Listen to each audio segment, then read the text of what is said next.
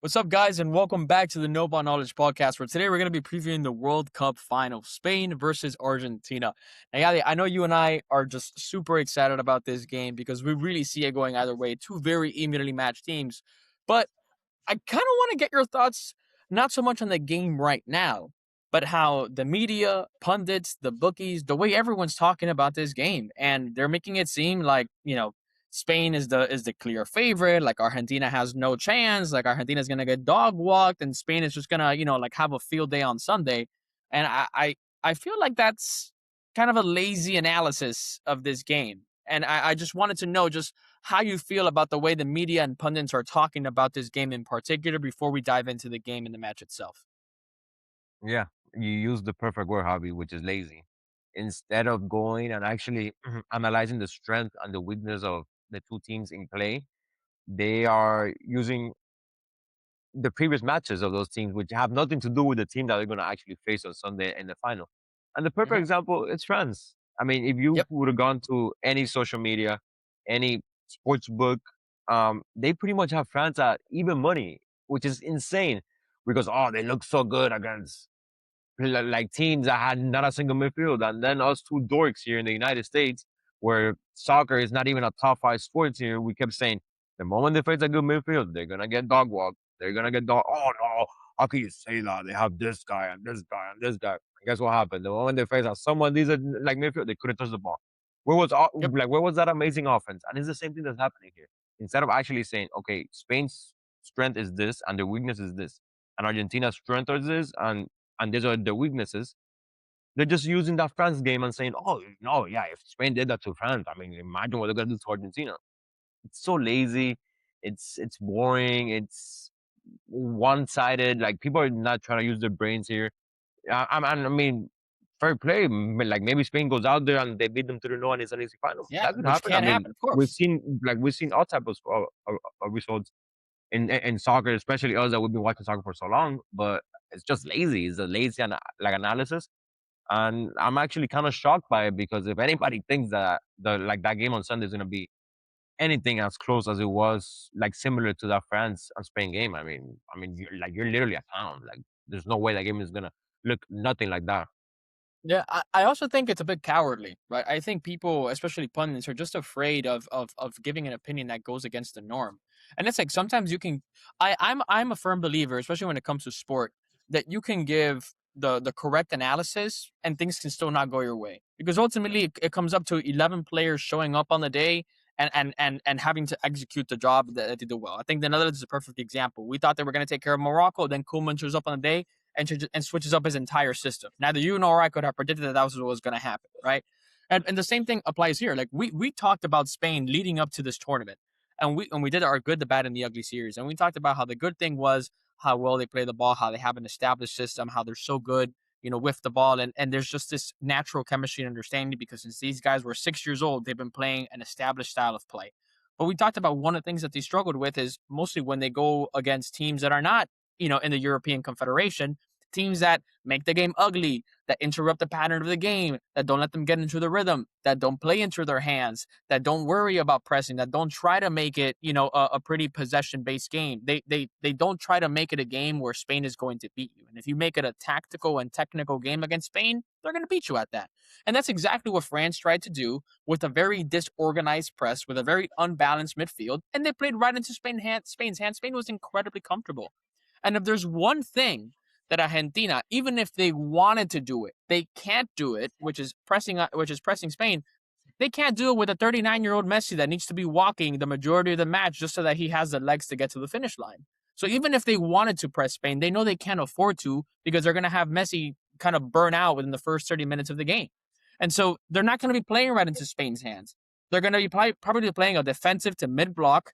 And the second that Spain crosses into their side of the field, they're going to start kicking them, tactical fouls, making it an ugly game, not letting them get into the rhythm, not giving them space, trying to hurt them on transitions. Exactly the perfect way to play Spain, and in a way that Argentina feels very comfortable playing with. And that's one of the strengths that we talked about this Argentina team, that when they have a spell in the game, they know how to pop the ball around. When they need to get ugly, they're going to get ugly. When they need to foul you and interrupt your rhythm and let you have the ball, they feel comfortable doing that as well. And so there's just a lot more kind of, let's say, like antidotes that Argentina has in their possession to neutralize Spain than the other way around. And I think it's actually more on Spain to see how they're going to kind of counter that, which is how they have historically struggled in these World Cups. Yeah, that was a perfect analysis by you. And even if we go, it's just like the recency bias is so crazy because let's talk about the whole like Spain tournament, right? Let's remember what happened against Cape Verde, an African team. Then they went Yep. out and they played Saudi Arabia and they scored four in them in the first half, which Saudi Arabia was one of the worst like teams in the tournament. Fair. But Hmm. what happened in that Uruguay game? Does anybody remember that game? Yep. How Spain looked in that game? And then and then what happened? The Euros came. They played every European nation and they look great. And I want to ask you this, Javi, and I want to, ask like those watching us. During those three games where they played Austria and Belgium and France, did at And any Portugal. point in those games and Portugal, so that's what 14, right? Yeah. At like during those games, at any point did you see any of the players from the like from the opposite teams throw a bad kick at any Spanish player? It was a European game, a beautiful game, fair play. You really think that's gonna happen on Sunday? Did anybody watch that England match? Yep. Like that Argentina England match? I mean, you could bet your life on it. In the first minute, Enzo Fernandez or Macaris or Paredes are gonna go and they're gonna kick Rodri so bad that the guy's gonna want to come out of the game. And that's a fact. That's a fact. And that's why people are like, oh, this, that. Guys, everybody knows. Everybody knows like what Spain is gonna do and how they're gonna try to do. Nobody knows what Argentina is gonna do. No. Nobody. Because they could tell you, you know what, I'm gonna play you like I played England. Or maybe they say, you know what, I'm gonna play you like I played France 4 years ago. I'm gonna go out there and I'm gonna fight for you for the ball. And who knows? Is Simeone going to start? Is Nico Gonzalez going to start? Is DePaul going to start? Like we don't know what's gonna happen there. So I just feel like Argentina has so many other things to sort of, like you said, the Yeah. antidote against Spain. And one thing that I want to get your thoughts on, Javi, because like you said, the pundits, people on social media, it feels like Spain has just every player is better than the Argentina player, and it's just like Messi on the other side. Let's go line by line and let's analyze this because if we go by the goalkeepers, like it's not even close. Yeah, Unai Simon has No. had a great tournament. It's not even close. Dibu Martinez is way better than him. We go to Yeah. like the fullbacks, Spain fullbacks all day. It's not even close. When we go to the center backs, like the Argentina center backs are better, at least in this moment, like to the Spanish ones. We Well, love you know, Paco Borsi. but that's like before you even continue, like, and this is where we kind of have to differentiate it sometimes because people sometimes can't separate how players look at their clubs versus how they look in their national teams, and that's Yeah, night and day. You know, for yeah, example, here's a perfect example. Tottenham finished 17th last season. These guys could not keep a clean sheet. You have a better chance of finding a clean sheet in a freaking brothel than you did at Tottenham Hotspur, right? And yet their backline consists of Jed Spence, which was England's best defender by far. This guy had an incredible performance against Lionel Messi of all players. Okay, Cuti Romero, who looks like an absolute god with Argentina. Van de Ven, who amazing against the Netherlands. Okay, and Pedro Porro, which has been phenomenal for Spain. And yet with Tottenham, they look like dog shit. Why is that? It's just like sometimes the way that you play at your club does not translate with the way that you look in the national team. It yeah, doesn't. It's not even close. And there's so many historical examples of that. So many players embody that so well. Even England fans themselves wouldn't want to see Harry Maguire in their club at all, and yet all of them were flabbergasted when they saw he was left out of the national team. It's a perfect example. Same thing goes for Jordan Pickford. Nobody wants Pickford in goal for their club, but for the national team, undisputed number one. And so it's just like you have to look at how they perform with their national teams. And these Argentine players are Copa America winners. They're World Cup winners. They've been there. They've done that. They've shown up against the biggest players in the world at the biggest stages in the world. Some of these, players for Spain, like Paco Arce, yeah, young player, decent player, but has shot himself in Champions League games. So it's yeah, just like people ignore that. They ignore the experience and kind of like the tenacity that you need to be able to perform at this level, especially against different calibers of opposition. And say what you want about Argentina, but they went against Cape Verde, which is a Conmebol team, if I'm not mistaken, Egypt, which is AFCON, and then Switzerland versus Euros, and then England versus Euros, and they beat every single one of them playing in different ways with different formations and different lineups and in different ways. And you can't say the same thing about Spain. yeah. I mean, it's just like what like I completely agree with you. And there's this thing like I didn't. I mean, I don't want to sort of repeat myself, but it's just so lazy. It's so Mm, lazy, and it feels like the only way Argentina could win this if Spain just goes there and piss down their pants. Like no, guys, like it's not gonna happen. And I and I'll give you a little prediction, Javi, and I don't know if you would agree with me or not. And I love the fact that you talked about the experience because that's gonna be a huge, huge thing in this final. But I believe 20 minutes going into on the final. I'm not saying Argentina's gonna score in the first 20 minutes, but I know for sure 20 minutes in, everybody that's watching that final and that knows a little bit about football, they're gonna look at them, they're gonna say Spain is shitting their pants and Argentina look very comfortable. mhm. I have no doubt that's gonna happen. Because I mean, it's just different, guys. Like we don't know what's going to happen. Like the whole thing, I know everybody talking about it. Oh my God, Spain have only given up one goal. Yeah, against who? Like what was the context of the game? Because even that Portugal game, if we go man by man, right? And Portugal probably has the best midfield in national football, right? Just on names alone. Now, would anybody dare say that that midfield as a unit for Portugal is better than Argentina's midfield? No. You would be crazy to say that. And then I mean, like we did it when we talked about the preview, how Portugal's offense is an absolute joke, made up by Joao Felix, who's dog shit, Cristiano Ronaldo, 41 years old, dog shit, and Pedro Neto. And that was a nil-nil game, which, I mean, Portugal kind of had under control, which it was okay with. Like it was in the balance until Nuno Mendes got hurt. And now you're gonna go up against Julian Alvarez, Simeone, and Messi, and you think that offense is not gonna do anything to you? Mm. And this midfield, you think it's not gonna kick you? They're not gonna play because we saw it against England. Because everybody's like, "Oh man, yeah, Thomas Tuchel, he put 7 defenders. He did that in the 82nd minute."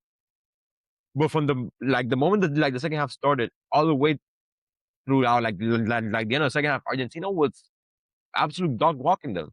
Yeah, even And England's when goal came against a run of play. 100%, and Enzo Fernandez picked up the ball and just started playing.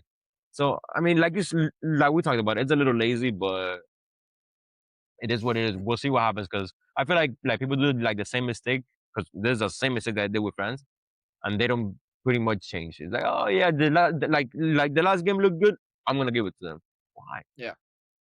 Well, let's So also try to give some credit to Spain, right? Because they have been yeah, playing for sure. well, and I think I don't want people to think that we're being overly negative. It's just sometimes when the entire footballing conversation is here, we have to breathe here, right? To then like naturally create a balance that brings it kind of like where it needs to be. So now that we've done that, let's talk about Spain. Like it's a team that has been playing phenomenally well. It's a team that could very easily dominate the ball, and it's a team that has enough flair and enough tactical ability that they could very well find a way through Argentina and get a goal and be able to dominate and take control of the game. You could very easily see a world where that's happening. And I also think that with Lamine Yamal, even though I don't think he's going to be this game changer that people think it is, I think it does create a little bit of a tactical headache for Argentina because I can, especially with that left wing position, right? Because I see a world where it's like, okay, if he starts Nico Gonzalez, he might want to start him so that he can track back and help Tagliafico, over on the left wing. But then I think that, he's leaving himself short in midfield, and Argentina and Spain is constantly going to have the midfield advantage.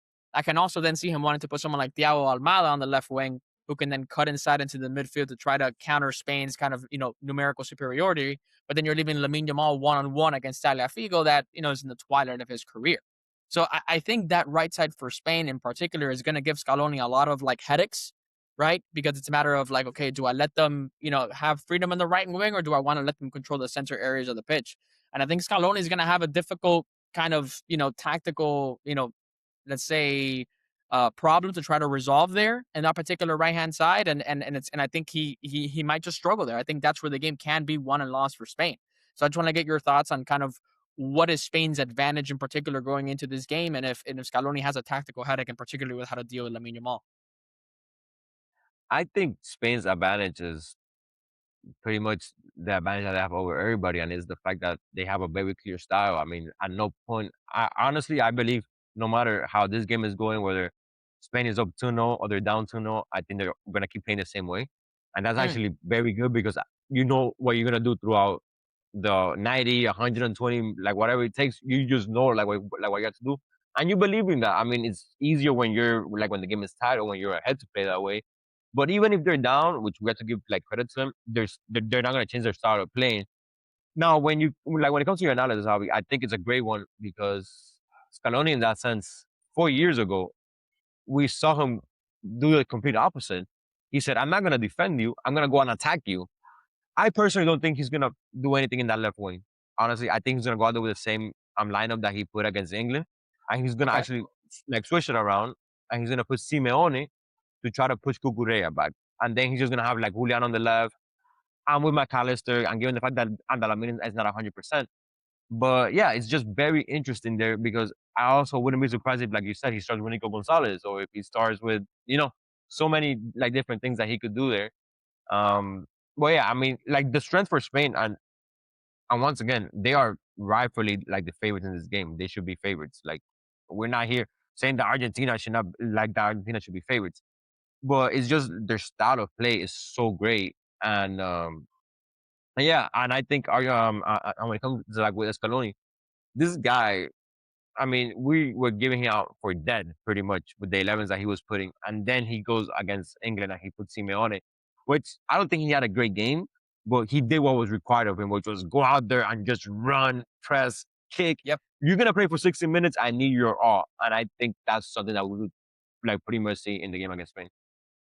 No, yeah, and there's one thing that I think Argentina has another advantage over Spain is that as the game goes on, they have so many different profiles of players that I think this is going to be a game of like philosophy and method versus like flexibility and adaptability, and which one's going to come out on top.